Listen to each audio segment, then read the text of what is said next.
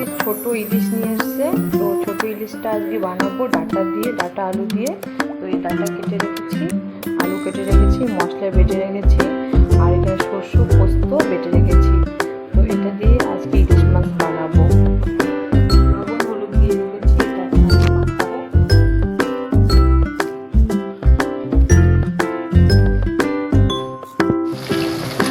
মাথাগুলো ভেজে নিচ্ছি। এইভাবে মাথা দিয়ে বানাবো চালকুমড়া ঘন্ট বানাবো এইভাবে মাথা দিয়ে।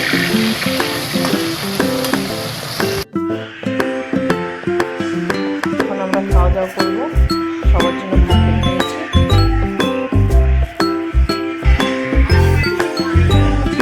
আমার ছেলেকে ভাত দিয়ে দিব।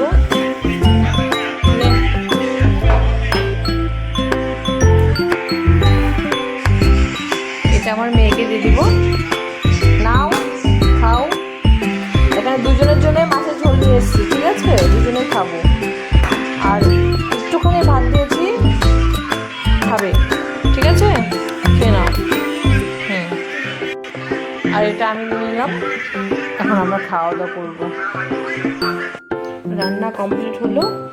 এই হচ্ছে ইলিশ মাছ দিয়ে, ডাঁটা দিয়ে, আলু দিয়ে করেছি, ইলিশ মাছের ঝোল করেছি। আর হচ্ছে